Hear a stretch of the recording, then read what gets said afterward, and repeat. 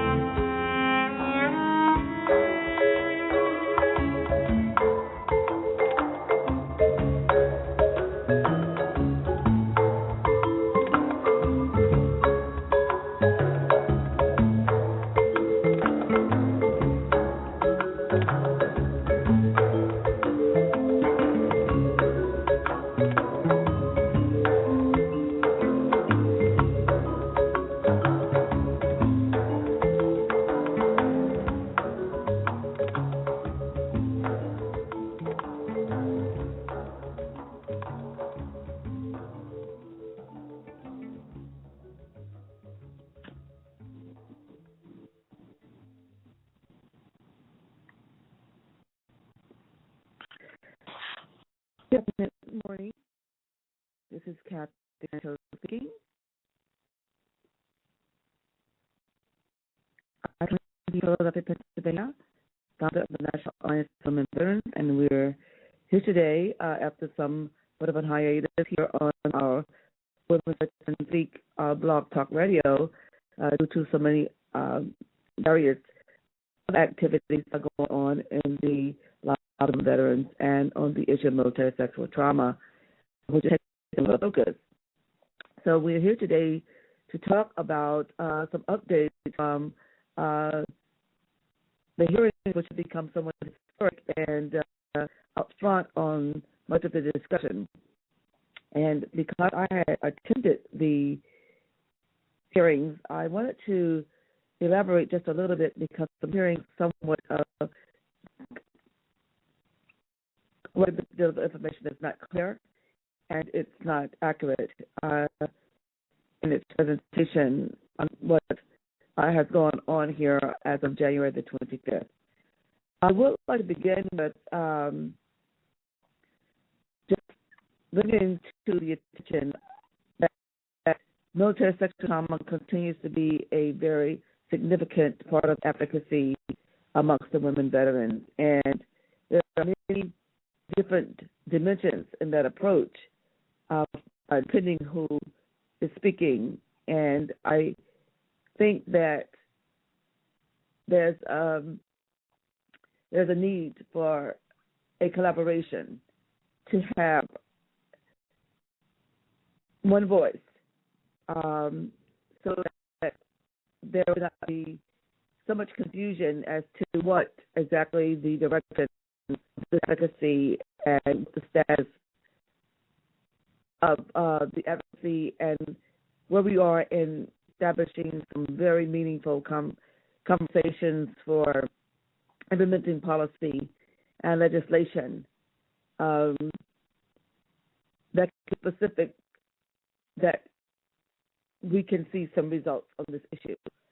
And I say that because there is so much going on that there's overlapping roles of individuals that is not as transparent as it needs to be. And we're talking to oftentimes media and legislators who have no military background, who is being influenced by words that's based on the compassion that it brings and not necessarily the reality that it brings. So my conversation today is just to bring to the surface just a little bit of those things that underlie regards to reality and myths and what the House Committee investigation actually was intended to do and what I believe that the outcome was and how it may relate to our ongoing advocacy. I'm going to be using as a backdrop for my discussion a CNN report that was put out January 23rd. The House Committee investigates sexual misconduct at Lackland Air Force Base. I'm just going to read the first caption here just so that we can begin our discussion. On Wednesday, the House Armed Services Committee conducted a hearing regarding an investigation of sexual misconduct in the United States Air Force. The hearing centered on sexual assault by basic training instructors at Lackland Air Force Base in San Antonio, Texas. Witnesses testified included 2 United States Air Force officials, Chief of Staff General Mark Welsh, and Air Education and Training Commander General Edward Rice. Other speakers included former Air Force service members who are now involved with sexual assault victim advocacy groups. An Air Force Staff Sergeant is charged with rape and multiple counts of aggravated sexual assault and is scheduled to face a court-martial in July. 3 other defendants face charges ranging from sexual misconduct to adultery.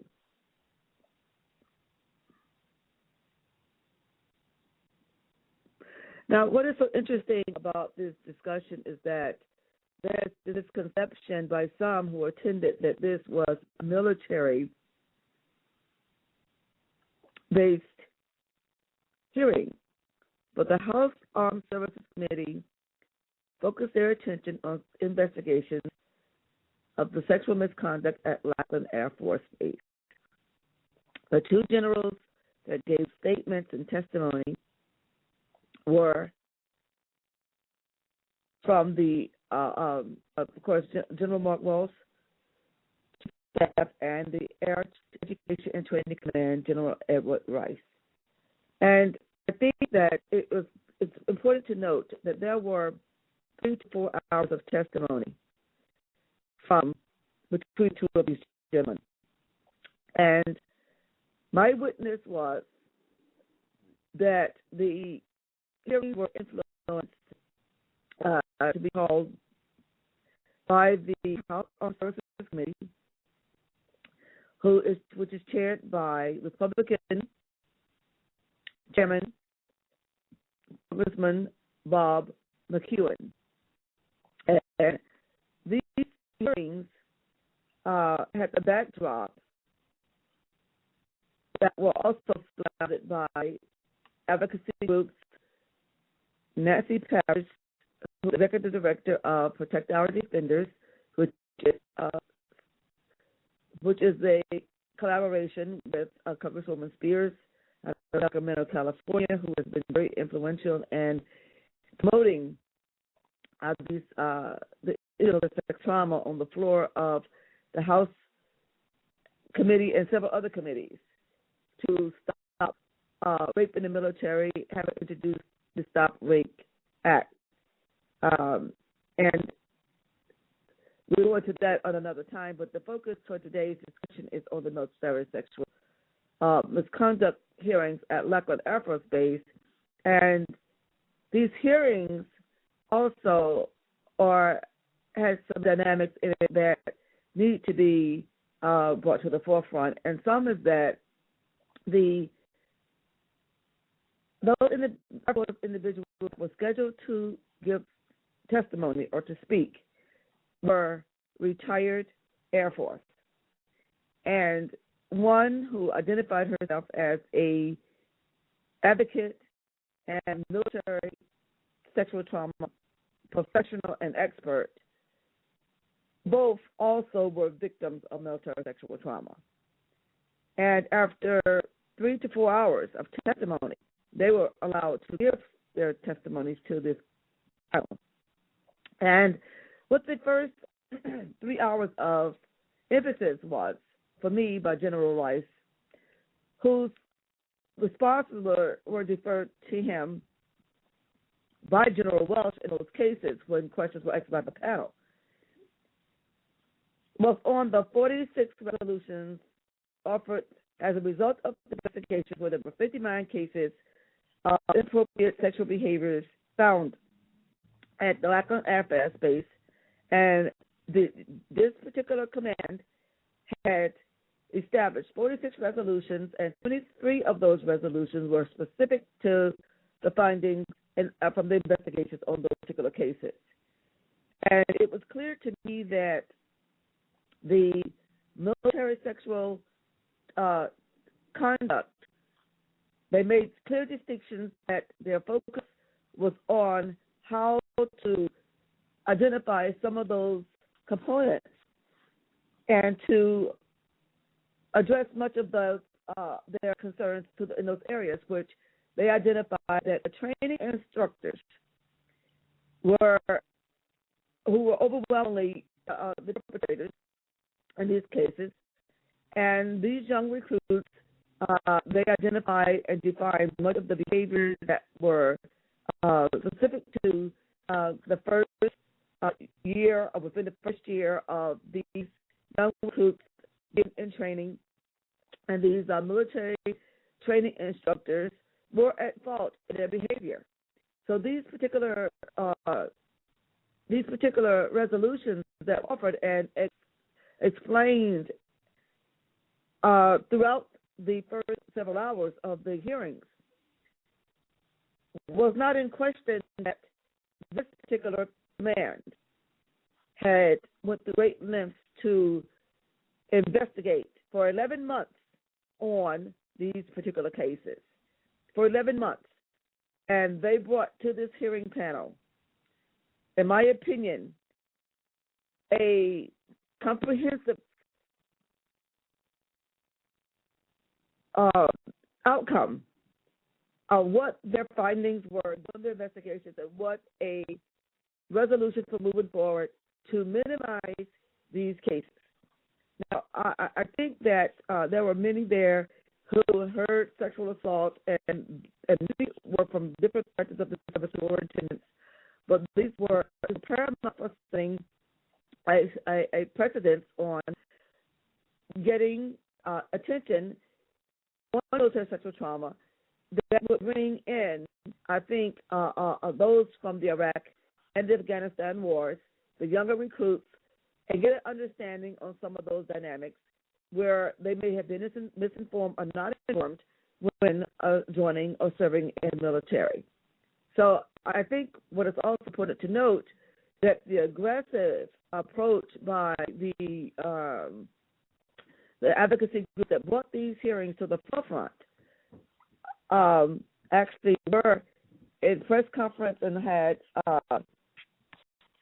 a press conference and a briefing prior to with interviews, my understanding, with the newspapers, media, and they were the backdrop. If you could just imagine, the briefing room, the invisible war, our defenders, and war, women against rape, which had their placards and signs throughout the briefing room and where the press conference was being held. So we have one side where we have the advocacy group who believe that their need for recognition was clearly present, and then we had the hearing room where the hearings were actually held, which was aligned with media, to include the Washington Post, which was in the overflow room. There were several seated media and standing media, actually, in the hearing room, and there were several active duty personnel, the advocacy of probably less than 10 or 12, and speakers about this room, and then there was the congressional panel.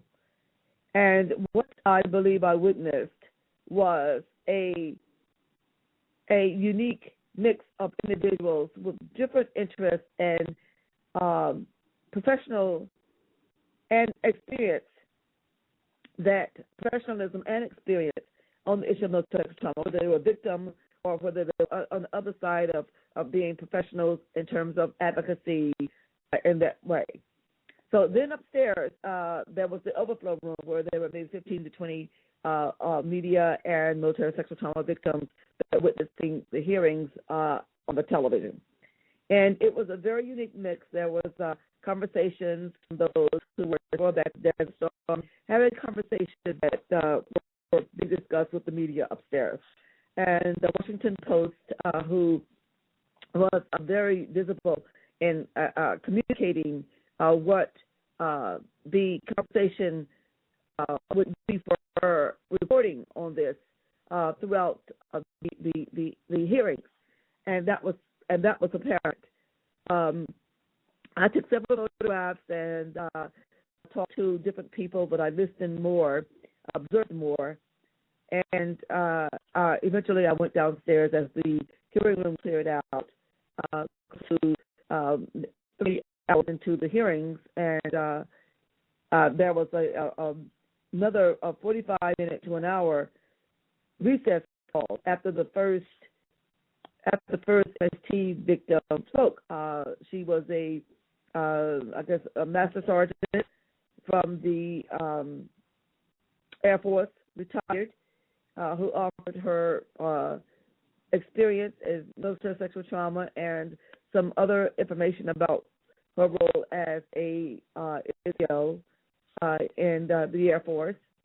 And so during that period, as we were preparing for the convening for after the break, there was a lot of discussion and talk because the other presenters would be following that session break. And for me, I noticed that in the first part of the hearings, Congresswoman Spears, as she questioned General Rice, and her line of questioning, clearly, as a civilian, there were certain protocols, and I believe that General Rice, he actually is a five-star general, and if I'm counting those stars correctly, but General Rice is a 4 or 5-star general who that articulated himself very well, and I think that he met his objective in as best as possible for what the Lackland Air Force Base had determined to be a problem and what their resolutions would be. I do also believe that the panel was engaging with those responsible for what they could assume to be factual information and what they could assume to be the reality for what would be done as a result of those investigations. And so the tone that was set subsequent to their discussion when the second presenter was brought up, that after giving her personal experience of military sexual trauma and various emotional recounts of her experiences, and then she spoke about several make comments from a professional position she has as an advocate, and one of her most opinion, her strongest statements were that she emphasized to this panel that she wanted the command for all perpetrators to be discharged, dismissed, because she had believed that they were responsible for those perpetrators, having been repeat perpetrators, and that the command covered them and did not, in their command, they did not have the power or the ability or the desire to provide a punitive or sufficient punitive or discipline to these perpetrators. And the panel was being kind of shifted around. Congresswoman Spears moving back and forth from the panel to exiting the hearing room, and then at one point, Congresswoman Tammy Duckworth, who is the recently elected Congresswoman out of Illinois, who is an amputee and a pilot from the Iraq War. So her entrance was quiet, but I saw some activity in regard to her being in the courtroom, and the panel was listening. I believe attentively to the speakers, but the responses that I was getting by the hearing panel, and the one being in response to the speaker emphasizing that there were no selected panel there or speakers there who were from the active duty or were a part of those investigations. And she had also emphasized that she wanted those perpetrators' command removed, and as a result of that, suggesting that the perpetrators were actually the intended focus, as well as never having acknowledged either general's statements throughout the morning's testimony or never acknowledging those generals in a way that would suggest that the respect for 4-star, 3-star generals or generals by a retired Air Force non-commissioned officer was not present. And I think that became, for me, a sense of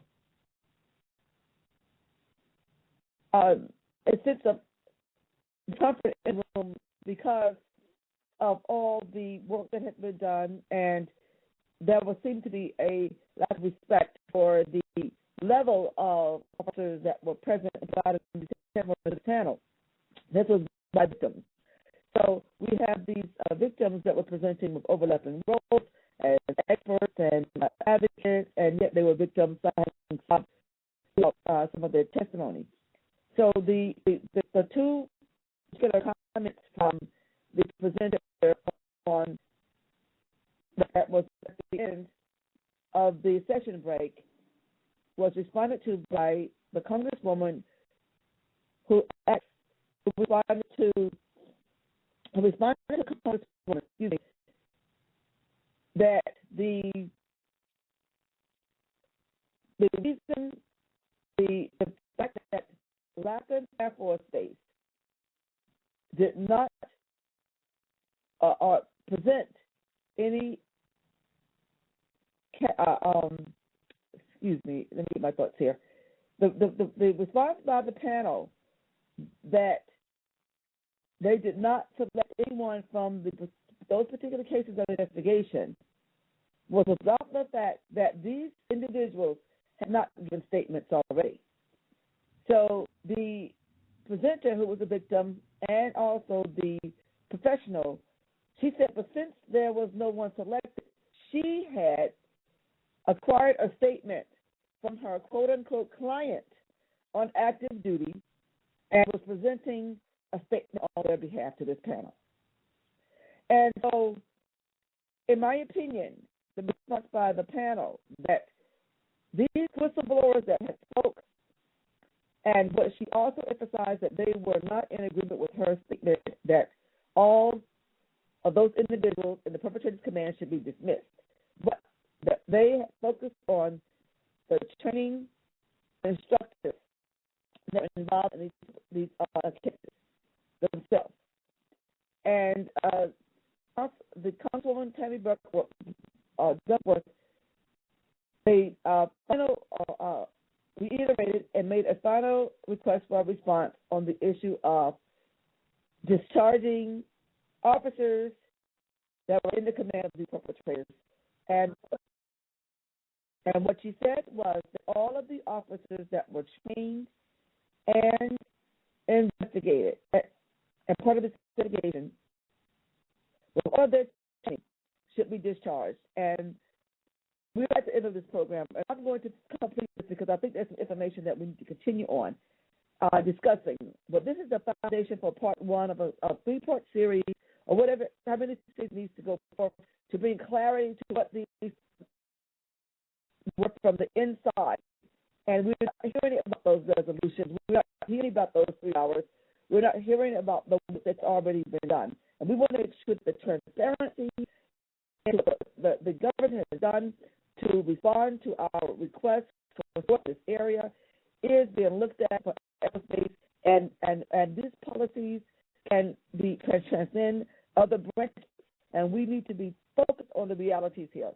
So I'm going to ask you to join back with us on next week, and I'll have my information more clear for bringing a simplified version of what it is I'm saying with regard to those resolutions that were being offered versus the 2 presenters who were victims and advocates, and they present overlapping roles.